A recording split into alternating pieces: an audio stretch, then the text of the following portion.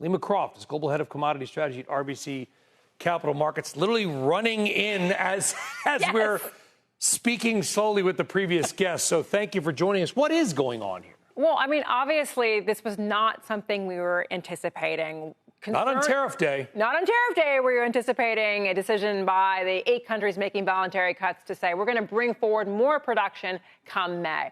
What do I think underlies this decision? There's several countries, as you know, Brian, that are consistently not producing what they're supposed to produce. Kazakhstan, case in point, probably 700,000 over their production target. Iraq, another perpetual country that cheats.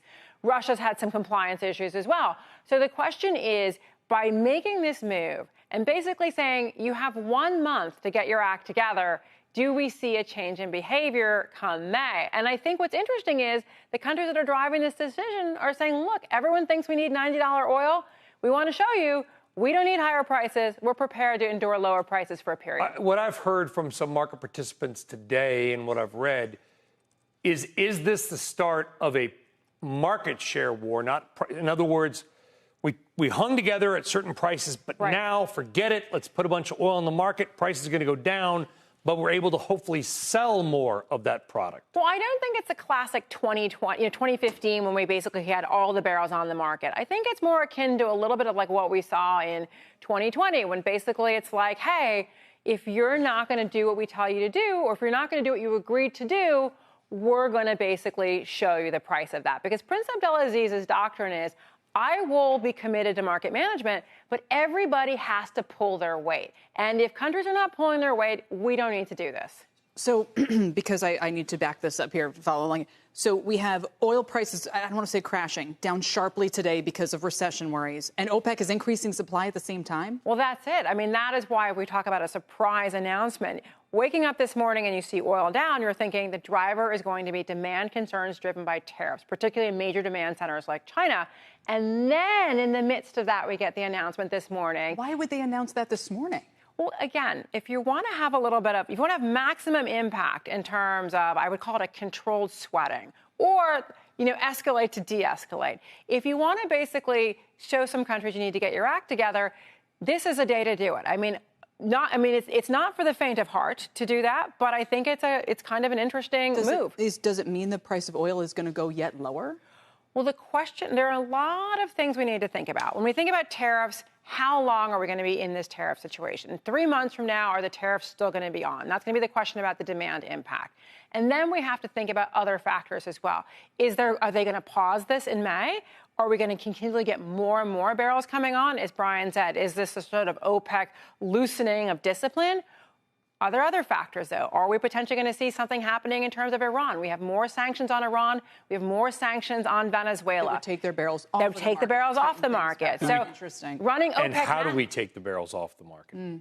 Running OPEC math can be challenging, to say the least. And we're glad you're here to do it. There's a lot of questions also. I don't want to put you on the spot about shipping costs, some confusion around tariffs and ships. Will this add a huge amount of cost to China-flagged or China-built ships? We're still trying to figure that out. All of this. I mean, we are. And oil, by the way, I want to be clear. Oil is at 66. Oil's not at 46. It's not crashing. It's not at 36. No, not Those yet. are recessionary levels. Right. Watch oil, watch bond yields. That'll tell you probably where the stock market's going to go. But how much of this, following up on Kelly's point, do we think may have to do with, let's just call this a potentially hyper-aggressive White House against Iran? And I'm trying to be very careful with my wording. So is the question that you're asking, is OPEC or certain OPEC producers looking to assist the White House by providing more barrels in advance of tougher action against Iran on sanctions military whatever that action. Possible action The may be? official word is no. But what I think we need to watch is what happens really with the U.S. force posture in the Middle East. We have had a very significant buildup of U.S. forces in the Middle East, B-2 bombers. The situation with Iran remains quite tenuous. As you know, we're watching that situation very closely. We are on an island. We moved B-2 bombers to an island called Diego Garcia, which has basically is nothing there but an Air Force base. That's the same island we're now tariffing that Steve referenced last hour. Well, it's also an island that, tariff or not, is often used as a strategic point for longer-range bombers in the Middle East. I'm just throwing. I'm trying to be very careful. The type of bombers that we would use if we were going to do a strike on the Iranian nuclear facilities, the B-2 bombers.